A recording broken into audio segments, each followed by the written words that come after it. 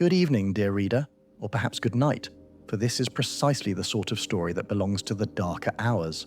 The kind best read when the wind is pressing itself against your window and the street outside has gone quiet. You have, no doubt, heard of Sherlock Holmes, the man of Baker Street.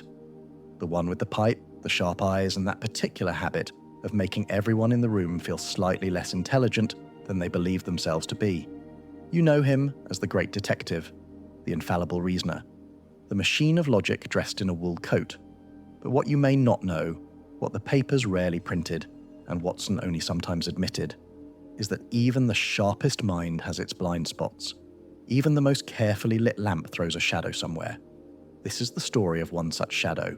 It begins, as so many strange things do, on the moors of Devonshire, where the fog rolls in thick enough to swallow a man whole, where old legends have a way of climbing out of the past and walking among the living, and where a horse-drawn carriage with no driver was seen galloping through the night again and again, always before a wealthy man vanished without trace. The locals called it the phantom carriage. The police called it superstition. Holmes called it a problem worth solving. He was right about that much, at least. Settle in. The game, as he would say, is afoot. Let's begin the moors speak in whispers. It was Watson who first noticed the change in Holmes that November. Not in his methods, mind you. Those remained as precise and unnerving as ever. It was something else. A restlessness. The way a good hunting dog paces when it has been kept indoors too long. Holmes had solved 3 cases in October, 2 of which were, by his own assessment, embarrassingly straightforward. The third had offered a brief flicker of interest before collapsing into the mundane. He had spent the first week of November playing his violin at odd hours, conducting small chemical experiments that twice filled our Baker Street rooms, with a smell I can only describe as burnt copper, mixed with something far worse, and reading every newspaper he could lay his hands on with the desperate energy of a man searching for something, anything worth his attention. He found nothing. London, for once, was behaving itself. I'd grown accustomed to these dry spells and their effect on him.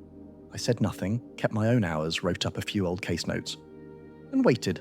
Holmes in a quiet mood was like weather before a storm, uncomfortable, charged, best left undisturbed. The knock on our door came on a Thursday evening, the 8th of November, 1889.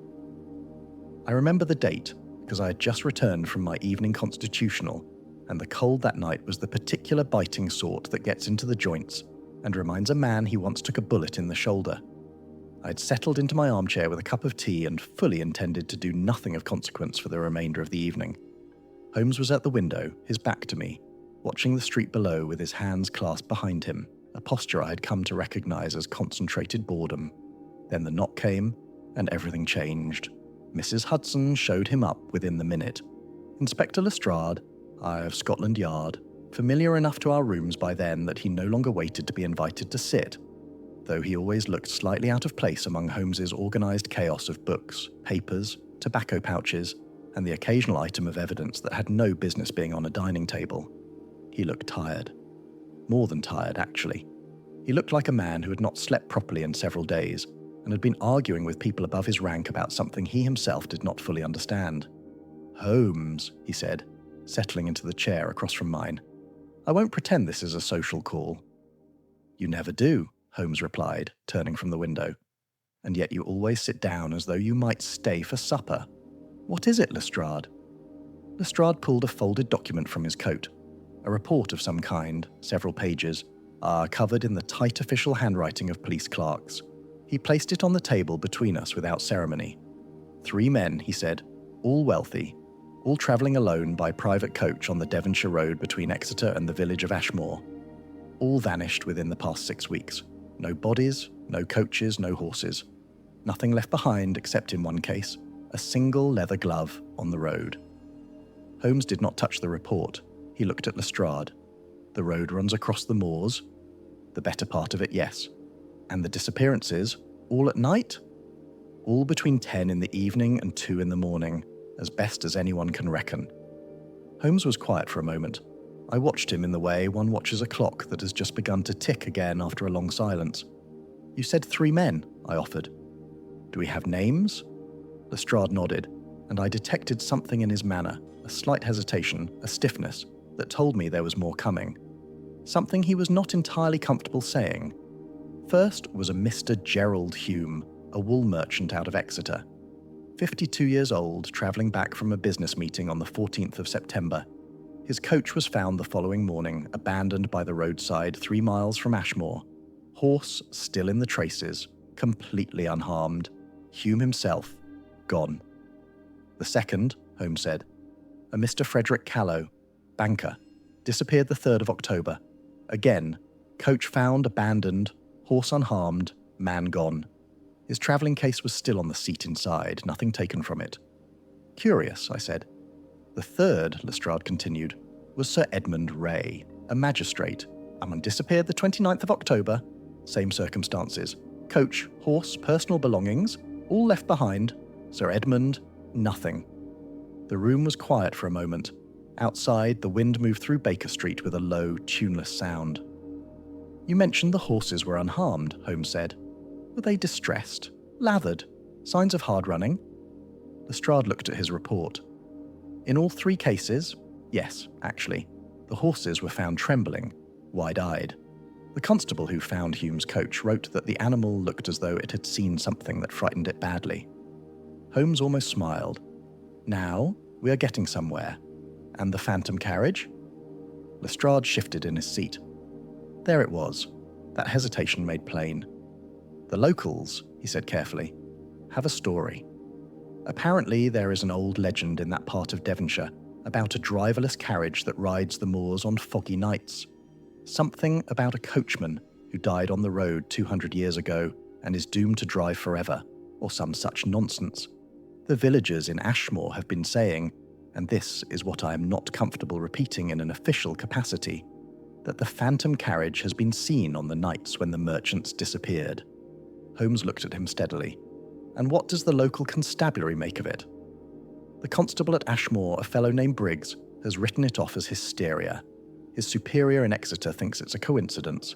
The men above them are beginning to wonder whether there is something to it, mostly because they have no better explanation, and a magistrate has gone missing, which has a tendency to make people nervous. As it should, Holmes said dryly. He was quiet again, but this time I could see the change in him.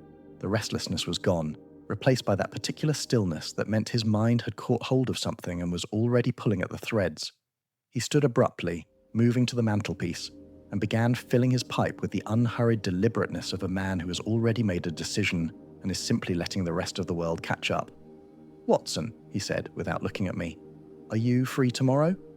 I can be, I said. Good. He turned to Lestrade. We shall go to Devonshire. I will need the full reports, the names of anyone who claims to have seen this phantom carriage, and the exact locations on the road where each coach was found. I will also need to know whether there is a decent inn at Ashmore, because I have no intention of sleeping in a barn, whatever the investigation requires. Lestrade, despite himself, looked quietly relieved. The Crown and Thistle is said to be reasonable. Then we shall discover whether that reputation is deserved. Holmes lit his pipe, took a long draw and looked out the window at the London night. 3 wealthy men vanished without violence, without robbery, at least not of their portable goods, and with their horses left behind in a state of terror. And a ghost story, conveniently ready-made, to keep the locals from asking too many sensible questions. He paused. Someone has been thinking carefully, Lestrade, rather more carefully than your average criminal. We arrived in Devonshire the following afternoon, stepping off the train at Exeter into air that was noticeably colder and damper than London's. Holmes said nothing for most of the journey, which I had learned to take as a sign of productive thought rather than bad humour. He read through Lestrade's reports twice, made several small notes in his pocketbook, and spent a long stretch of time simply looking out at the countryside as it changed from the cramped geometry of the city to the open, rolling expanse of the moorland. There is something about Devonshire that resists easy description. The moors particularly have a quality that is difficult to put into words without sounding fanciful, which is perhaps why they have accumulated so many legends over the centuries. They are vast and flat and open, and yet somehow they feel enclosed. The sky presses down. The distances are deceptive. A man could, if he did not know the paths, walk in what he was quite sure was a straight line, and find himself hopelessly turned around within half an hour. The fog when it came in off the sea, did not so much cover the land as absorb it. We hired a trap in Exeter and made for Ashmore as the afternoon light began its early winter retreat. By the time the village came into view, a modest cluster of stone buildings gathered around a church whose tower was the tallest thing for miles. The sky had gone the colour of old pewter, and the first wisps of evening mist were rising from the ground. The Crown and Thistle proved to be a low-ceilinged, firelit place that smelled of wood smoke and boiled mutton, kept by a broad-shouldered woman named Mrs. A. Garth, who looked us over with the frank appraisal of someone who did not often see London men and was not entirely sure she welcomed them. Holmes charmed her in about 4 minutes flat, not through warmth exactly, but through a combination of directness and genuine interest in her opinions that most people find disarming before they realise what has happened. We took our rooms, washed off the journey, and came down to the common room for supper. The village, I gathered quickly, was afraid. Not the loud, excitable fear of people in the middle of a crisis, but the quieter, more enduring kind. The fear of people who have been frightened for some time and have begun to organise their lives around it. Men did not travel the Exeter Road alone after dark. Women kept their children inside after supper. There was a particular way conversations stopped when strangers entered a room and started again in lower voices. Holmes noticed all of this naturally and said nothing about it. He ate his supper, asked Mrs. Garth a few mild questions about the village, and went to bed at a reasonably sensible hour. I lay awake longer than I expected to, listening to the wind moving across the moors outside my window. A low, uneven sound, like breathing. Somewhere in the distance, a dog was barking at something I could not see or hear. I told myself it was nothing. I was almost sure I was right. The ghost that left Track's morning came grey and reluctant to Ashmore. I dressed by lamplight, the window showing nothing but a flat, colourless sky pressed low over the moors. By the time I came downstairs, Holmes had already been up for some time. He was seated at the small table near the window with his coat on, a cup of tea cooling at his elbow, and Lestrade's report spread before him in an arrangement that appeared random, but almost certainly was not.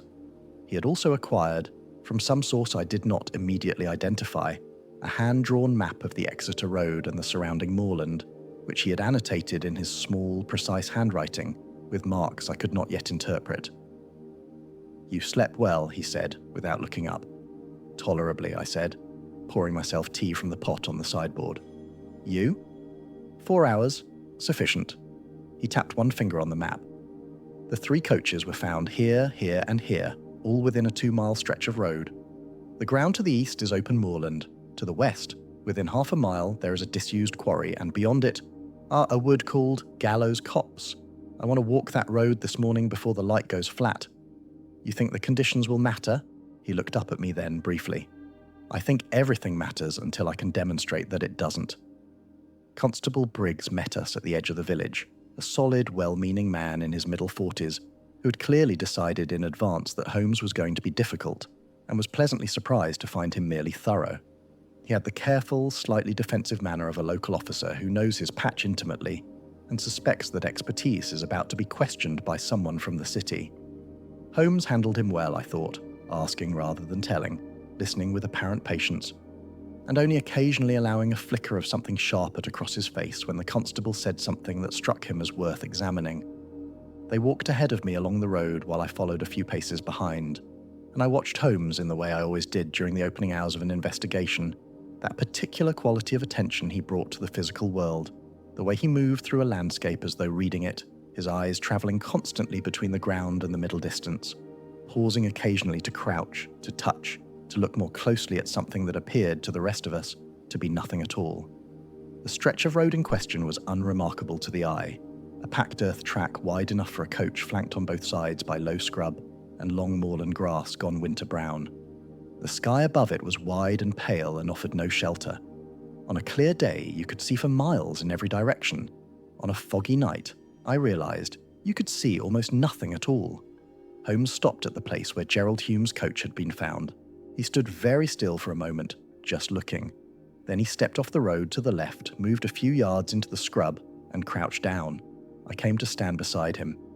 "What do you see?" he asked, not looking at me. It was a question he asked genuinely, not rhetorically. He had told me once that my observations, while rarely as precise as his own, occasionally caught something his mind had filed away and not yet consciously examined. I looked. "Flattened grass," I said. "And there, the ground is churned up a bit. Wheel marks, perhaps, though they're old and partly grown over." "Wheel marks," he agreed. "Two sets, in fact. One set leading off the road to the west, toward the quarry, and one set returning to the road from a slightly different angle. Something came off this road, moved west, and returned. And these," he pointed to a series of depressions in the soft earth at the edge of the scrub, "are hoof prints, shod horse, larger than a riding horse, a carriage horse most likely, but not Hume's carriage horse, because Hume's was found 50 yards up the road still in the traces." Constable Briggs, who had come to stand behind us, cleared his throat. "Might be anything, Mr. Holmes. Farmers use this road. Carts, livestock. These prints are not old," Holmes said, mildly but with finality. "The grass here grows at a rate that would obscure prints of this depth within 10 to 14 days, depending on rainfall. These are no older than 3 weeks. Gerald Hume disappeared 6 weeks ago. The most recent disappearance, Sir Edmund Ray, was 29 days ago." He stood, brushing his hands together. "Whatever made these marks was here around the time of Ray's disappearance, possibly the night of it." He said this in the same even tone he might use to remark on the weather, but I saw Constable Briggs go slightly pale. We spent the better part of the morning working along that 2-mile stretch of road. Holmes examined each of the 3 sites with the same methodical patience, and by the time we reached the third, where Sir Edmund Ray's coach had been abandoned, he had accumulated a small collection of observations that he kept largely to himself but recited occasionally in a low murmur, apparently for his own benefit as much as mine. There were wheel marks at each site, always leading toward the quarry. There were, at the second site, the charred remains of something in the scrub grass a short distance from the road, small, barely noticeable. But Holmes went over it carefully and announced it had the chemical signature of a particular type of oil-soaked cloth, the kind used in theatrical lanterns. At the third site, he found something that interested him most of all, a length of thin, strong rope, dark in colour, trampled partly into the mud at the roadside, as though it had been dropped and not noticed. He held it up and examined it in the flat morning light, turning it slowly. "Good quality," he said. "Not a farmer's rope. This is the kind used in rigging, boats, or stage machinery." He coiled it and put it in his coat pocket without ceremony. Briggs watched all of this with an expression that moved gradually from skepticism to unease. "You think the carriage is real, then?" he said, when we had walked back toward the village. "Not the ghost." "I think," Holmes said carefully, "that something moving along this road has been making excellent use of the ghost story. Whether the carriage itself is genuine, mechanical, or some combination of the two, that I cannot yet say. But real wheels made those marks, a real horse made those prints, and real rope does not drop itself in the mud." He glanced sideways at Briggs. "Ghosts, in my experience, are invariably the creation of someone who very much does not want to be looked at directly." In the afternoon, Holmes wanted to speak with the villagers who claimed to have seen the phantom carriage. Briggs supplied us with 3 names, a farmer named Dodd, a young woman who worked at the inn on the Exeter Road, and an elderly man called Simons who had lived in Ashmore his entire life, and was considered, depending on who you asked, either the village's most reliable witness or its most enthusiastic storyteller. We visited them in that order. Dodd was a lean, weathered man who received us in his kitchen with the air of someone who had told this story several times already and was beginning to regret it. He had been driving home from Exeter on the night of October 3rd, the night Frederick Callow disappeared, and had seen the carriage at around midnight. He described it as a black coach, moving fast along the road ahead of him, with 2 dark horses and no driver visible on the box. There had been a lantern swinging beneath the carriage body, he said, which threw a strange bobbing light on the road. He had pulled his own horse to a halt. The animal had refused to go forward, and watched the phantom carriage until it disappeared into the fog. "Disappeared how?" Holmes asked. "Did it go around a bend, over a hill, or did it simply stop being visible?" Dodd thought about it. "The fog came in thick just then," he said slowly. "Could have gone anywhere, I suppose. But it seemed like it just went into the dark, all at once. The light went out." He paused. "I didn't go after it." "Quite sensible," Holmes said. "The young woman at the Exeter Road Inn, her name was Annie Marsh, Had seen it twice, she said, from her bedroom window which faced the moor. Both times in thick fog, both times moving fast, no driver. She was frightened enough that she had taken to leaving a lamp burning all night, which her employer found excessive. She could add little beyond Dodd's account except one detail. The second time she saw it, she had heard a sound she could not identify. Not the normal sound of a carriage, she said, but something underneath it, a rhythmic, mechanical sound. Like a clock, she said, though she knew that made no sense. Holmes's expression did not change, but I saw something shift behind his eyes. Old Simons, he who lived in a cottage so cluttered with decades of accumulated living that there was barely space to sit down, told the story with relish and at considerable length, and most of what he said about the legend itself was of limited use. But he produced, near the end of our visit, an observation that Holmes seized on immediately. The old Carver quarry, Simons said in the rambling way of a man following his own chain of thought, without particular haste. That's where I'd look if I were looking. My father used to say that's where the old coachman's body was found, 200 years back, and that's why the carriage rides from there. Course, that's the story, but I saw your carriage, Mr. Holmes. The real one, I mean, not the ghost. And it came from the direction of the quarry. I certain sure. Holmes stood up almost before the old man had finished the sentence. The quarry, he said to me in a low voice as we stepped back out into the cold afternoon. It appears in every account, in one form or another. Dodd's phantom disappeared in that direction. The wheel tracks lead toward it, and now Simons places the carriage originating from there. He turned up his collar against the wind. We shall go there tomorrow, first thing. And tonight? Tonight? I said. He looked at me with something close to satisfaction. Tonight, we wait on the road. We positioned ourselves before 11, Holmes, myself, and a reluctant Constable Briggs, at the side of the road near where Hume's coach had been found.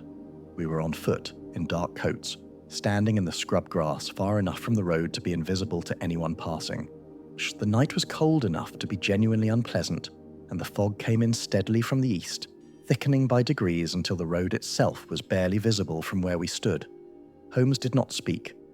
Briggs shifted his weight occasionally and breathed through his nose with the controlled patience of a man determined not to complain. I kept my hands in my pockets and watched the road and thought, not for the first time, that there was a particular quality to waiting outdoors at night in a place you do not know, a heightened awareness, an alertness of the senses that was not entirely unpleasant, even when it was uncomfortable. It was past midnight when we heard it. First the sound, hooves moving fast, and beneath them, exactly as Annie Marsh had described, something mechanical, a rhythmic, low, repetitive sound that was wrong in a way that was difficult to articulate but immediately noticeable. Not the creak and rattle of a normal carriage, something else, something almost too regular. Then the light, a lantern swinging below the carriage body, throwing a wild, lurching glow across the fog-wet road. And then the carriage itself came out of the darkness, black, moving at speed, 2 horses in the traces running hard, and on the driver's box. Nothing, no one. An empty seat, reins trailing loose, the whole equipage hurtling forward as though driven by something invisible. Beside me, I heard Briggs draw a sharp breath. I will confess my own heart was beating rather faster than usual.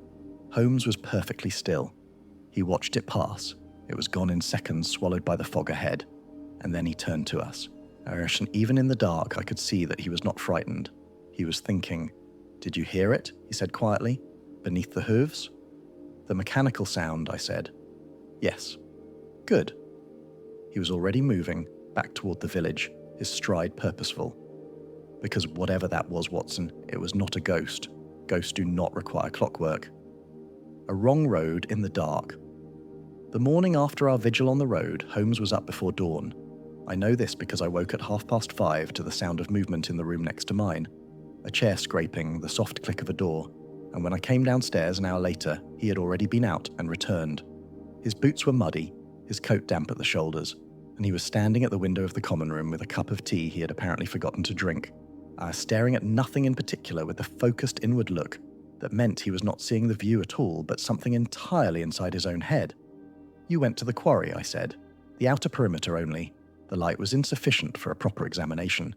He set down the tea. But sufficient for one thing.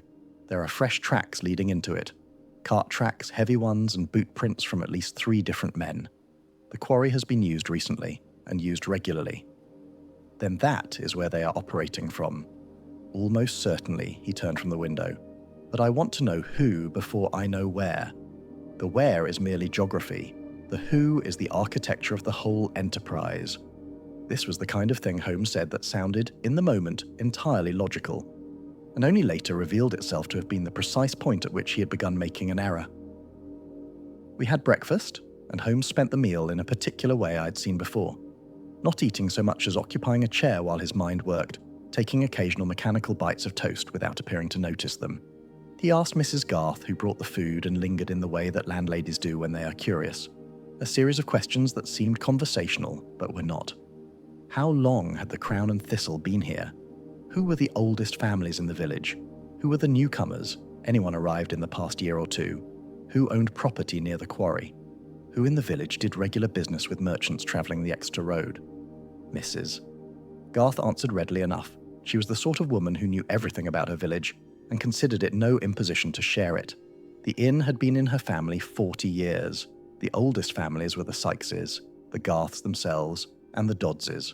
Newcomers? Well, there was the man who had taken over the farrier's shop 18 months ago, a Mr. Keel, very quiet, kept to himself. And there was Mr. Harwick, who had arrived perhaps 2 years back and opened a small goods store on the edge of the village, the one with the green door. Holmes looked up from his toast. "Harwick," he said. "Tell me about him." Mrs. Garth considered. "Keeps odd hours," she said, in the tone of someone who considers odd hours a character flaw. "Does his deliveries at night, mostly, which he says is because the roads are quieter. Has a big cart horse, 2 of them actually, which is more than a village goods store has need of. Doesn't socialise much. Pays his bills on time, I'll give him that." She paused. "Bit of a cold fish, if I'm honest."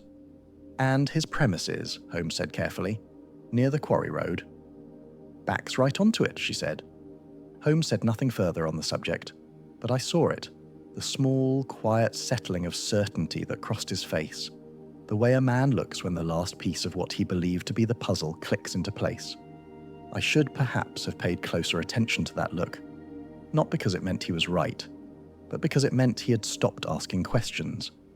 He went to see Harwick that afternoon, alone initially. He told me he wanted a preliminary look without making it appear official, and sent me instead to speak again with Constable Briggs about the precise timings of the disappearances. I did as he asked, though I will confess I was not entirely comfortable with the division of tasks. Holmes conducting a solo reconnaissance of a man he suspected of being part of a criminal syndicate struck me as the sort of plan that tended, in practice, to be less controlled than it sounded in theory. He returned to the inn 2 hours later, looking composed and thoughtful. He told me he had visited the goods store under the pretense of purchasing lamp oil, had engaged Harwick in conversation, had examined what he could see of the premises, and had come away with several observations.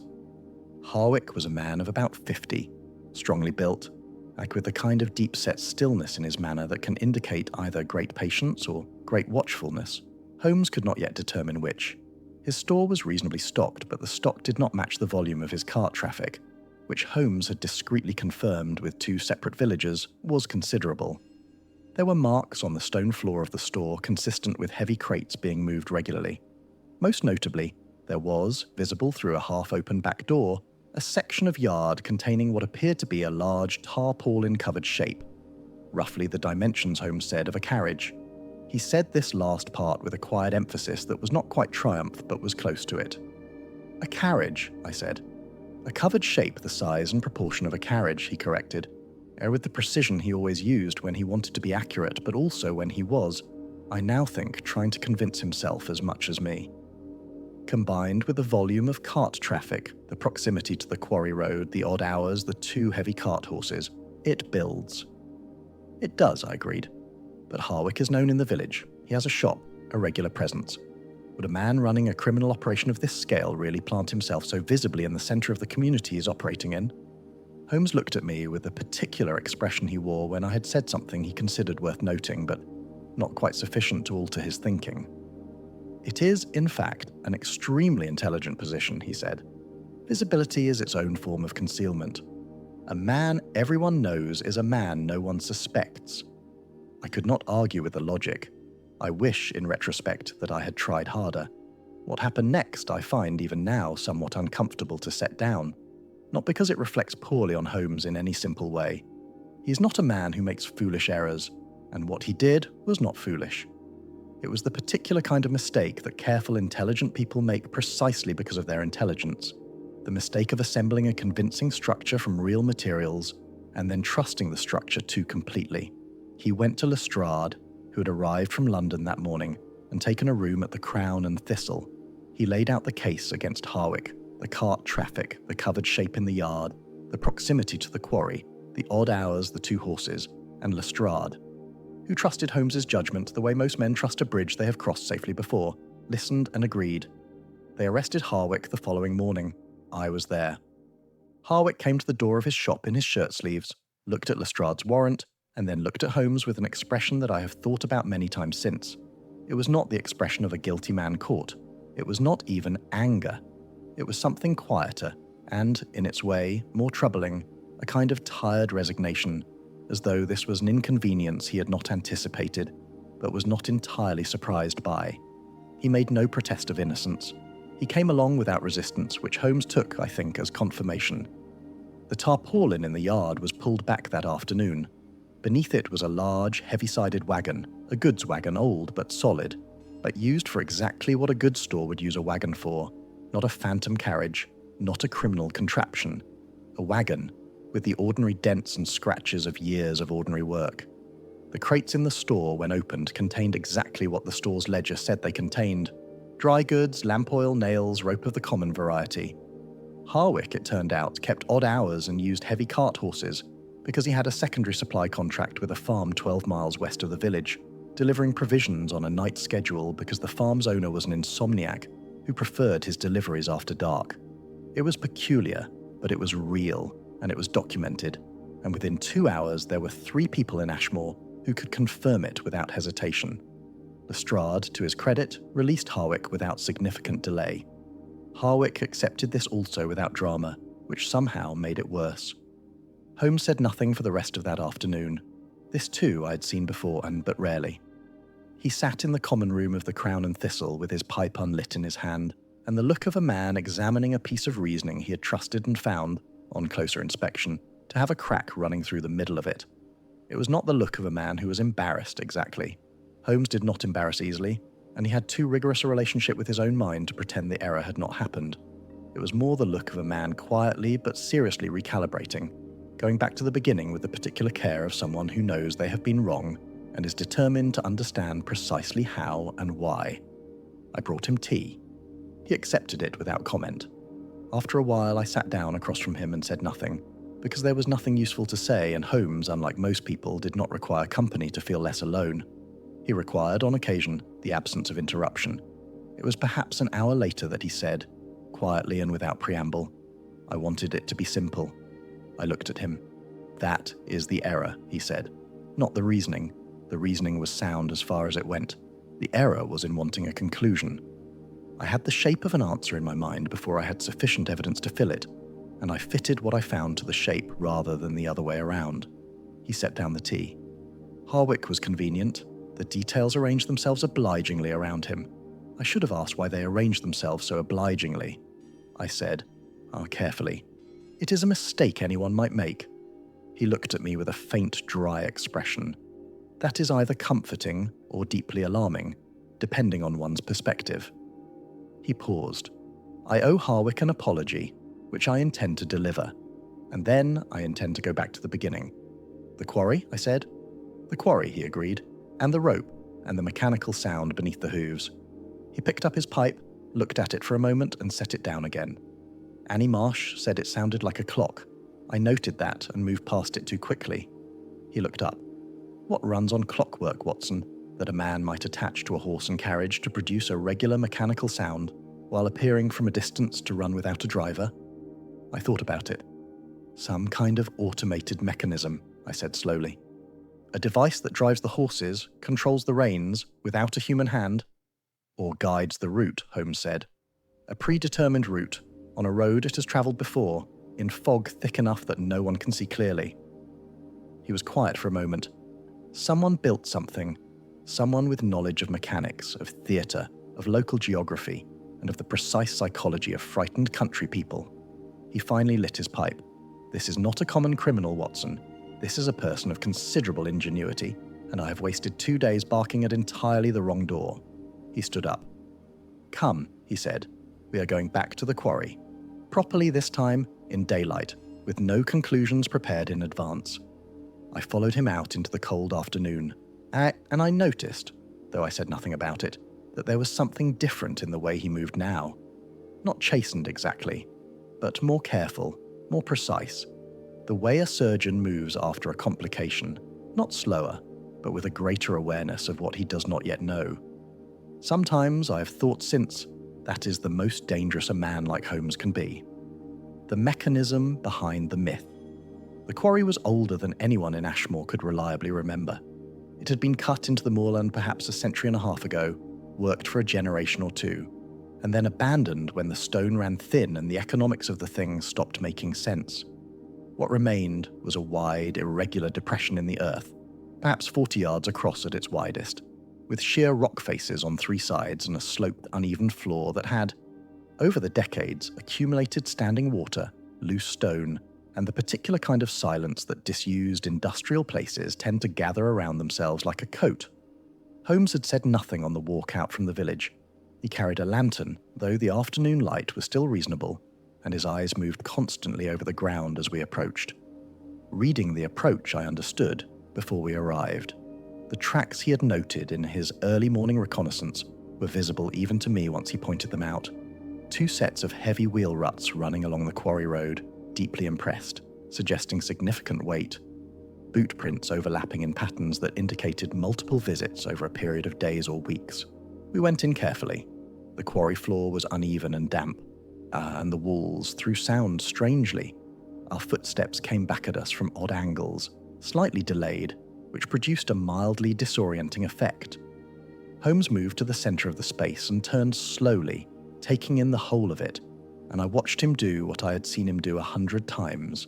Read a space the way other men read a page, looking not at individual details but at the whole shape of what had been here and what had happened.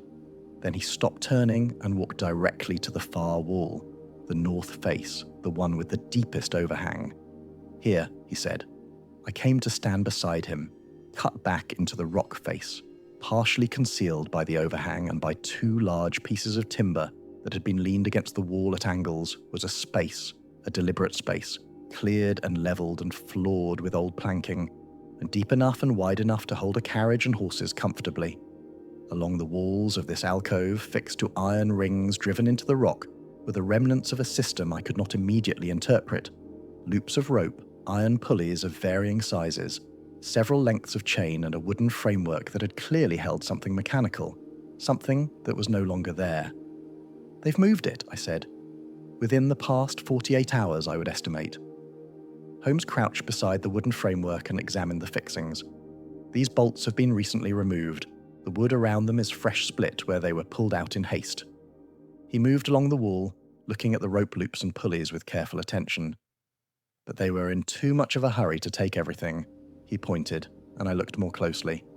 Behind one of the rope loops, where it had fallen or been left in the rush of clearing the space, was a mechanism, small enough to hold in 2 hands, made of brass and iron, comprising a series of interlocking gears of different sizes, a ratchet, and a winding drum with a length of wire still coiled around it. It looked in miniature like the interior of a clock. Holmes picked it up and turned it in the lantern light with enormous care, the way you handle something both valuable and instructive. "Watson," he said quietly, "do you understand what this is?" I looked at it carefully. The gearing was precise, more precise than anything a village mechanic would produce. "It's part of a timing mechanism," I said slowly. "The drum releases wire at a controlled rate when the spring is wound." "Yes. And if that wire runs along a predetermined path, through pulleys, fixed at intervals along a route, it can apply tension to, and release tension from, a set of reins." He set the mechanism down on the planking and stood. "The horse is trained to the route. It has walked this road dozens of times in daylight until the path is as natural to it as breathing. On the night of an operation, it is harnessed to the carriage, the mechanism is wound and engaged, and the wire through the pulley system manages the reins, not precisely, not with any great finesse, but sufficiently on a straight, familiar road to keep the animal moving in the right direction for a controlled period of time. I stared at him. And the driver? No driver on the box. The driver is elsewhere, managing other aspects of the operation, which I suspect are considerably more complex than the theatrical element. He looked around the alcove again. The lantern beneath the carriage was on a pendulum, designed to swing with the motion of the carriage and produce exactly that wild, lurching, supernatural-looking light that Dodd described. The darkness, the fog, the speed. No one who saw it had the presence of mind to look past the spectacle, which is precisely what it was designed to produce. He paused. A spectacle, a story, the phantom carriage of Devonshire, riding again, and while every frightened witness is watching it gallop past, the real business is happening somewhere else entirely. The cold of the quarry settled around us. I thought about the three missing merchants, Hume, Callow, Sir Edmund Ray, and felt the weight of what Holmes was describing. But where? I said. If the carriage is the distraction, what is the actual mechanism of the robbery? The men vanished, Holmes. Their coaches were left behind. Their belongings. Not all their belongings, he said. He turned to me with the particular expression he wore when he had been holding something back and had decided the moment to release it had arrived. I went back through Lestrade's reports last night, very carefully. Gerald Hume was carrying, in a locked strongbox beneath the seat of his coach, the proceeds of a substantial wool contract. In banknotes, because he distrusted the reliability of telegraph transfers. Frederick Callow was transporting documents related to a property transfer worth several £1,000s, along with a personal draft for a significant sum. Sir Edmund Ray, he paused, was carrying, for reasons that remain somewhat opaque but are not our immediate concern, a considerable quantity of gold coin in a case chained to his wrist. The silence in the quarry felt heavier than it had a moment before. Their portable goods were not taken, I said slowly, but their money was. Their money, their documents of financial value, and, he held up a finger, themselves. Which means this is not simply robbery, Watson. The men were taken as well. They are, as far as we know, still alive. Why take them at all? Because a dead magistrate generates a murder investigation. A missing one generates confusion, superstition, and the sort of institutional paralysis that comes from no one being entirely sure what crime has been committed. He looked at me steadily. These people are not impulsive. Everything they have done, the mechanical carriage, the folklore, the timing, the selection of victims, speaks to planning of a very high order. They took the men to buy themselves time and to ensure that the initial chaos of the investigation was directed at the wrong questions entirely. We went over the rest of the quarry systematically, and what we found over the next 2 hours filled in the remaining edges of the picture, though several parts of the centre remained stubbornly blank. There was evidence of a camp, a fire pit, old but not ancient, with the remnants of several meals, enough for 4 or 5 men over a period of weeks. There were marks in the quarry floor consistent with crates being stored and moved. There was a second, smaller alcove cut into the eastern wall that contained, behind a fall of old timber, 3 items that stopped me cold when Holmes pulled the covering wood aside: a gentleman's travelling coat, a leather document case with the initials FC stamped on the front, and a length of chain, one end of which was fixed to an iron ring in the rock wall. I stood looking at these things for a moment without speaking. Callow's case, Holmes said quietly. They held them here, I said. The men, they held them in this quarry. For a time, yes. They are not here now. His expression was controlled, but I knew him well enough to see the tension underneath, which means they have been moved, either to a more permanent location or... He did not finish the sentence. He did not need to. We returned to the village in the early evening, and Holmes went directly to Lestrade with what we had found. Lestrade listened with the focused attention of a man who has been waiting for solid ground and has just felt it under his feet, the relief of having something real and physical to work with after days of fog and ghost stories. They spoke for over an hour. I sat by the fire in the common room and thought, and after a while I took out my notebook and wrote down everything I had seen and heard since our arrival, which is a habit I have found useful. Not for Holmes, who retains everything, but for myself, because writing forces a kind of order that mere thinking does not always achieve. I was on the third page when a detail surfaced that I had noted at the time, and then filed away. Annie Marsh, the girl at the Exeter Road Inn. She had seen the phantom carriage twice, but she had also mentioned, almost in passing, that she had once seen a man she did not recognise crossing the field behind the inn in the early hours of the morning, moving in the direction of the quarry road. She had thought nothing of it at the time. She had mentioned it at the end of our interview almost as an afterthought, and we had moved on. I'd written it down, and then, in the interest of what had come next, forgotten about it. I went upstairs and knocked on Holmes's door. He was alone, Lestrade having retired for the night. Annie Marsh saw someone, I said, when he opened the door, crossing the field behind the Exeter Road Inn, moving toward the quarry. She mentioned it at the end of our conversation, and I noted it, but we didn't. "Sit down, Watson," he said. I sat. He remained standing, which meant he was already several steps ahead. "I remembered it this evening," he said. "I've been thinking about the Exeter Road Inn since we returned. The inn sits at the junction of the main road and the quarry track, which means anyone travelling between the quarry and the Exeter Road must pass within a very short distance of it." He paused. "And the inn has a stable yard." I looked at him. "The horses?" I said. "The carriage horses. They had to be kept somewhere accessible, somewhere the mechanism could be prepared. Not the quarry itself. Too much equipment, too many moving parts to assemble on the night." "The stable yard of a roadside inn," Holmes said, "is an entirely unremarkable place to keep horses. No one would look twice at a horse in a stable, whatever inn it was stabled at." He sat down at last, and I saw that he had a sheet of paper on the table before him, covered in his small, dense writing. "I made inquiries this afternoon about the Exeter Road Inn. Its owner, a man named Carrow, has been running it for 6 years without particular note. However, he took on 2 new stable hands 11 months ago.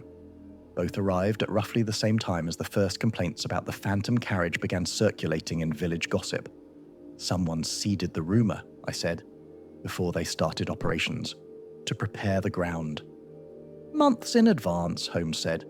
"They reminded people of the old legend, kept it alive in conversation, made sure the story was warm and ready when they needed it." He looked at me with an expression that was not quite admiration, but was adjacent to it. "It is, Watson, one of the most thorough pieces of criminal preparation I have encountered. They did not merely exploit an existing legend. They maintained it, refreshed it, kept it available, the way a man keeps a tool sharp." I thought about this. Then Carrow. Maybe involved, or maybe an innocent party whose premises have been used without his knowledge. I do not yet know. Holmes looked at his notes. "What I do know is this. The carriage has been moved from the quarry. The victims have been moved. The operation is either complete, in which case we are too late, or it is ongoing, in which case there is one more night's work planned. The merchants who have vanished were selected for the substantial liquid assets they were known to be carrying. And I have been working through the known movements of wealthy men on the Exeter Road in the coming days." He looked up. "There is a man named Aldous Pemberton, a mine owner from Plymouth, who is expected to travel the Devonshire Road to Exeter within the next 2 nights. He is known to carry cash. He always travels alone, and he has been visiting his solicitor in Ashmore this week, which means his route and his timing are known to anyone in the village who pays attention to such things. They will try again," I said, "unless they have already decided the risk is too great, which I do not believe. They have infrastructure invested here, the mechanism, the horses, the route, the prepared ground. Men who plan this carefully do not abandon an operation lightly." He folded his notes. "Tomorrow morning I need to speak with Pemberton. And tomorrow evening..." He was interrupted by a sound from outside, not loud, a creak, the particular protest of old timber under pressure from somewhere below the window. Holmes was at the window in 3 steps, but by the time he looked down the yard was empty and still, the fog lying in soft drifts across the cobbles. He stood there for a moment, looking. "They know we are here," he said, very quietly. "I should have considered that more carefully." He let the curtain fall. "Sleep with your door locked tonight, Watson, and your service revolver within reach." I did not argue with him. I'd been thinking the same thing. The following afternoon arrived cold and bright, a rare clear day that stripped the moors of their mystery and showed them for what they actually were in full light. Vast, beautiful, indifferent. Holmes had met with Pemberton in the morning and returned looking more settled than he had in days. Pemberton had agreed, after some persuasion, to delay his journey by one night and to allow a stand-in coach, driven by Lestrade's constables in plain clothes, to travel the road in his stead. The trap was set, the bait was in position, and Holmes, who had spent 4 days navigating through fog of his own making as much as the moors, finally had a clear line of sight to the end of it. We went over the plan 3 times.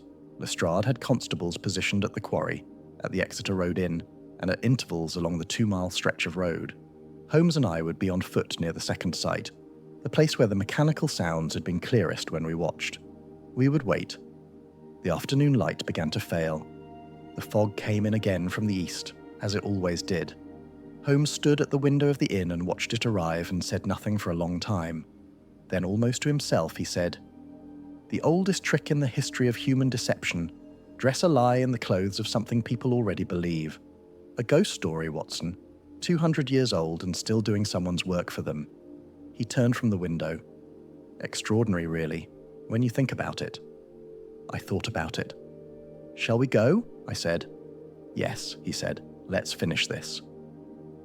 The last ride of the Phantom. The fog that came in on the final night was the thickest we had seen.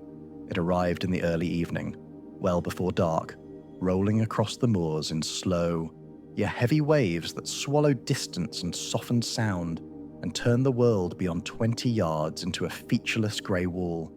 By 9 o'clock the road was invisible from the verge invisible from the scrub, and the scrub invisible from where Holmes and I stood in the cold dark, 15 yards back from the road's edge, waiting. Holmes had not spoken in nearly an hour. This did not trouble me. I had learned over the years to read his silences the way other people read expressions. They had texture and quality and meaning if you knew what to look for. This one was not the restless silence of earlier in the week, nor the uncomfortable inward-turning silence of the afternoon he had sat with his unlit pipe after Harwick's release. This was something cleaner, concentrated. The silence of a man who has done everything that can be done in advance and has arrived with complete attention at the moment itself. I kept my hand near my revolver. The cold had settled into my shoulder, the old wound making itself known as it always did in damp weather, and I shifted my weight quietly, trying to ease it without making noise. Somewhere to our left, invisible in the fog, Lestrade was positioned with 2 constables. Further up the road, 2 more. At the quarry entrance, another pair.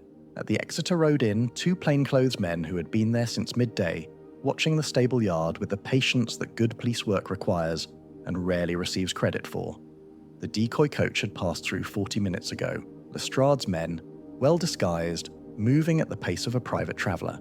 And if the syndicate had anyone watching the road, as Holmes believed they did, the coach would have been noted, its timing recorded, its route confirmed as the expected one. Now we waited for what came after. We heard them before we saw anything, not the carriage, not yet.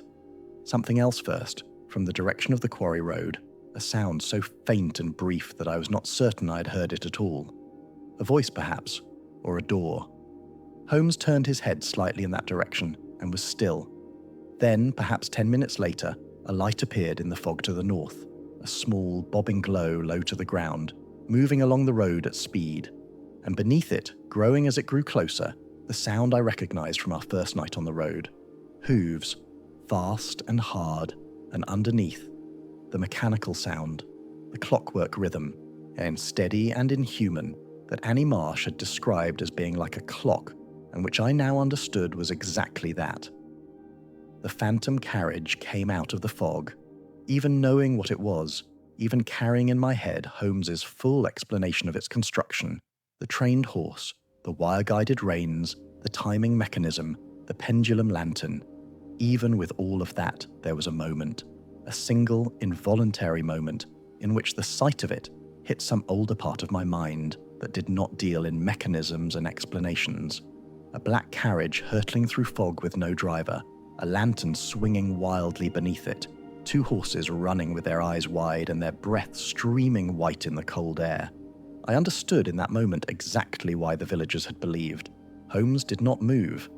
He watched the carriage pass our position and then turned, and I followed his gaze back up the road in the direction the carriage had come from. Because that was the point. That had always been the point, not the carriage. What happened while everyone was watching the carriage? And there they were, 4 men on foot, moving quickly along the verge in the carriage's wake. They were dark-coated and silent, carrying between them 2 large bags and moving with the practiced efficiency of people who had done this before. They knew the road. They moved without hesitation, without the uncertainty of men in unfamiliar territory, straight toward the place where the decoy coach had been positioned to have stopped, pulled over, apparently in distress, the coachman down from the box and crouching at a wheel as though examining a problem. Holmes raised his hand, the signal, and whistled once, sharp and clean, cutting through the fog. Everything happened at once. Lestrade's men came from 3 directions. Holmes moved from the verge onto the road with the decisive stride of a man who has been standing still for a long time and is relieved to be moving. I was beside him, revolver drawn. The 4 men on the road stopped. For a fraction of a second, no more, the whole scene held, suspended, the way things do in the moment before violence or surrender tips one way or the other. Then one of them ran. He went left, off the road into the scrub, and he was fast, faster than I expected, moving through the fog with the confidence of someone who knew the ground. Holmes went after him without a word to me, and I made to follow, but Lestrade caught my arm. "Leave him," he said. "Off, Holmes has it. Help me with these 3. The 3 who remained had, it turned out, no real appetite for a fight against armed police in thick fog on an open moor. They put up their hands with the resigned practicality of men who had calculated the odds and found them poor. One of them, a square-faced, broad-shouldered man in his 40s whom I did not recognize, looked at the constables closing in around him and said nothing at all, just looked. The expression on his face was not fear, not anger. It was the careful, unexpressive look of a man storing everything away for later use. I noted that expression and filed it. The bags they had been carrying were set on the road while the constables dealt with the men. I did not open them. Lestrade would want to document everything properly. But they were heavy, both of them, with the particular dense weight of metal and paper and the accumulated value of 3 men's financial lives. Holmes returned 11 minutes later. He came out of the fog with his coat muddy at the knees and his hair disordered, and the 4th man, younger than the others, perhaps 30, lean and sharp-featured, walking ahead of him with his hands bound behind him with Holmes's belt. Holmes was also limping very slightly, which he did not mention, and I did not, at that moment, comment on. He knew the ground, Holmes said to Lestrade without particular drama, handing over his prisoner. Unfortunately for him, I had been over it twice yesterday. Lestrade looked at the 4 men. Then he looked at Holmes. "Is this all of them?" "These 4 are the operational crew," Holmes said. "The man you want, the one who built this, is at the Exeter Road Inn. His name is not Caro. Caro, I believe, is genuinely uninvolved, which I suspect has been deeply inconvenient for the man using his stable yard." He paused. "The name he has been using here is Morrow. His real name, I expect, you will discover in due course. He will not be armed. He is not that kind of man. But he will have papers ready and a story prepared, and he is considerably more intelligent than anyone you have arrested tonight, so I would advise you to be thorough." Lestrade nodded and sent 2 constables ahead at a run. Holmes stood in the road and looked at the 4 men in custody, and then up the road in the direction the phantom carriage had gone. In the fog somewhere ahead we could hear it, still running, the clockwork still turning, after the horse still following its practiced route toward whatever endpoint had been built into the mechanism. The sound of it was already fading. "The horse will stop when the wire runs out," Holmes said, to no one in particular. "It will stand there perfectly calmly and wait to be collected. It's a very well-trained animal. I almost feel it deserves better employment." They found the man called Morrow in the stable yard of the Exeter Road Inn. He was not, as Holmes had predicted, armed. He was standing in the centre of the yard with a lantern in his hand, and when the constables came through the gate, he looked at them for a moment, and then set the lantern down on the cobbles with great care, as though it were fragile, and put his hands up. I was not there for this. Holmes told me about it afterward in the kind of precise, economical account he gave of things he had witnessed when he considered the details worth preserving. What struck me most hearing it was the detail of the lantern, the care with which Morrow set it down. It seemed to me the gesture of a man who, even at the moment of his arrest, retained an instinct for the management of things, for not breaking what could be preserved. He was, as Holmes had said, a man of considerable intelligence.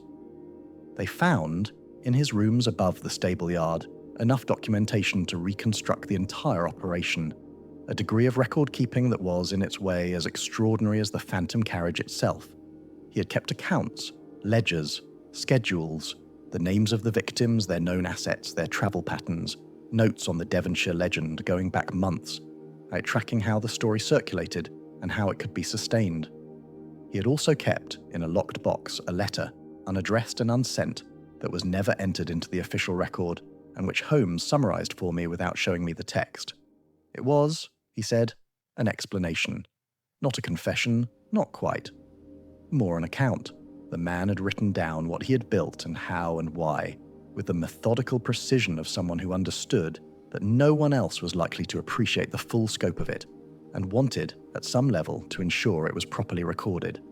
Holmes read it, and was quiet for a while after, and then said, "He is wasted. Genuinely wasted in crime. The engineering alone." He stopped, started again. It doesn't excuse anything, but it is a shame, nonetheless. I've thought about that comment many times. It is the kind of thing Holmes said occasionally, not often, that reminded you that underneath the logic and the method, there was a mind that found genuine pleasure in the exercise of human ingenuity, and felt something like grief when that ingenuity was turned to destruction.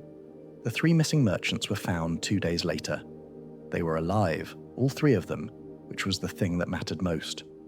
They had been held at a farmhouse 8 miles west of Ashmore, in conditions that were uncomfortable but not cruel, tended by a man who turned out to be Morrow's brother, and who surrendered without resistance when Lestrade's constables arrived. Gerald Hume was in poor health.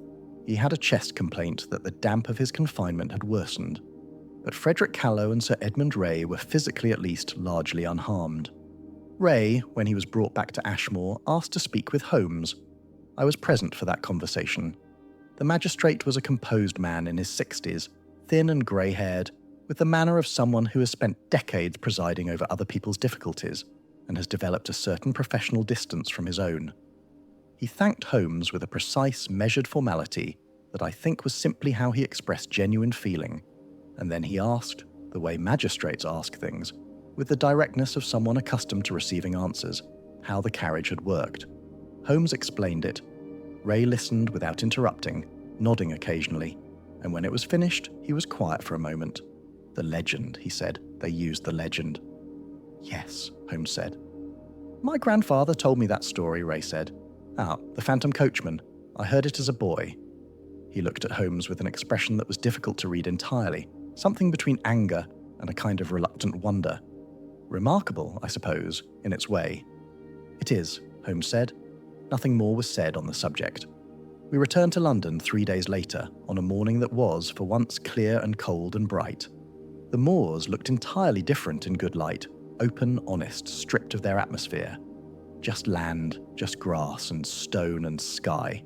Holmes was quiet on the train, as he had been on the journey down, but differently quiet. The restlessness was gone. He sat with his hands folded and looked out the window, and occasionally made a small note in his pocketbook, and once, somewhere after Bristol. "Yeah," he said, without looking at me. "I should have seen it sooner." I knew he did not mean the syndicate. "The error with Harwick," I said. "I was too eager." He looked at the window. I had been too long without a problem worth having, and when the pieces appeared to arrange themselves, I seized on them rather than examining them. It is not a mistake I make often. I should not have made it at all. I considered how to answer this. Holmes did not, as a rule, benefit from reassurance. He found it mildly insulting, as though you were suggesting he needed comforting rather than accuracy. "You corrected it," I said. "And the correction was what led you to the mechanism in the quarry. If you had been right about Harwick from the start, you might have stopped there." He looked at me for a moment with an expression I could not entirely read. Not agreement, exactly. Not dismissal. Something in between, the look of a man who suspects you may have said something useful but is not yet prepared to commit to it. "That," he said, "is either a genuinely interesting observation or an extremely charitable interpretation of a significant professional error." "Perhaps both," I said. He almost smiled. Looked back out the window. "Perhaps," he said. I wrote the case up some weeks later, as I usually did. and when I showed Holmes the draft, he read it through in silence, made 2 small factual corrections, both trivial, and handed it back without further comment, which, from Holmes, I've always taken as a form of approval. I called it, in my notes, the affair of the Phantom Carriage. Holmes, when he referred to it at all, which was rarely, called it the Devonshire mechanism. The difference in what we each chose to emphasise says something, I think, about the difference in what we each carried away from those cold, foggy days on the moors. For me, it was the image that stayed, the carriage coming out of the fog on that last night, black and fast and driverless, the lantern swinging, the clockwork turning beneath the sound of the hooves, knowing what it was and still, for just a moment, feeling the old human thing, the thing that reaches for legend when the world stops making ordinary sense. For Holmes, I think it was the ledger, the letter, the careful, meticulous record of a brilliant mind that had chosen the wrong application for its gifts.